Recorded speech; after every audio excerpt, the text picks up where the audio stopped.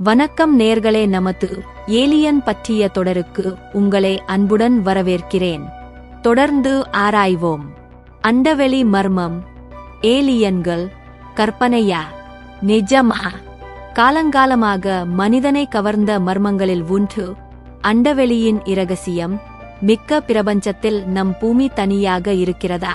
நம்மைப் போன்ற உயிரினங்கள் வேறு எங்காவது இருக்கின்றனவா?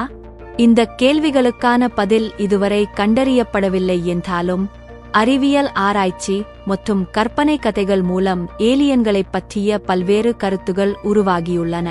இந்த கட்டுரையில் ஏலியன்கள் பற்றிய கருத்துகளையும் அவர்கள் இருப்பதற்கான சாத்தியங்களையும் பார்ப்போம். நம் பால்வெளியில் சுமார் 2 டிரில்லியன் நட்சத்திரங்கள் இருப்பதாக அறிவியல் அறிஞர்கள் மதிப்பிட்டுள்ளனர்.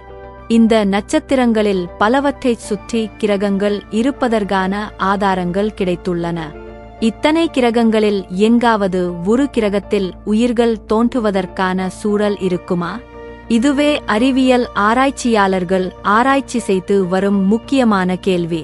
தண்ணீர், தகுந்த வெப்பநிலை, சூரிய ஒளி போன்ற அடிப்படை தேவைகள் இருந்தால் பூமியைப் போன்று வேறு எங்கும் உயிர்கள் தோன்ற வாய்ப்பு இருக்கிறது. ஏலிய உயிர்கள் இருப்பதற்கான சாத்தியங்களை ஆராய்ச்சி செய்யும் முயற்சியாக நாசாவின் கெப்லர் திட்டம் குறிப்பிடத்தக்கது. இந்த திட்டம் மூலம் ஆயிரக்கணக்கான கிரகங்களை அடையாளம் கண்டுள்ளனர். இதில் சில கிரகங்கள் பூமியைப் போன்றே சூரியனைச் சுற்றி வருகின்றன.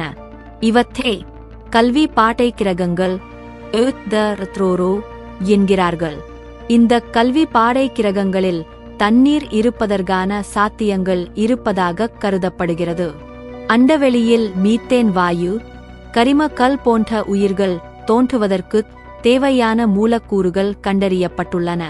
இதுபோன்ற தடயங்கள் ஏலிய உயிர்கள் இருப்பதற்கான சாத்தியத்தை வலுப்படுத்துகின்றன. ஏலியன்கள் எப்படி இருப்பார்கள் என்பது பற்றி யாருக்கும் உறுதியான தகவல் இல்லை. பூமியில் வாழும் உயிரினங்கள் பூமியின் சூழலுக்கு ஏற்ப பரிணமித்துள்ளன.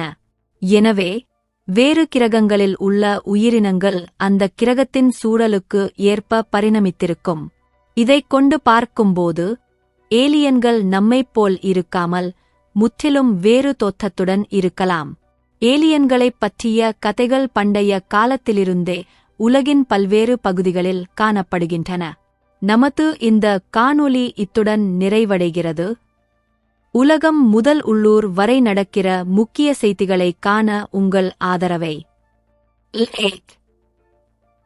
கமெண்ட், ஷேர் செய்து தொடரலாம்.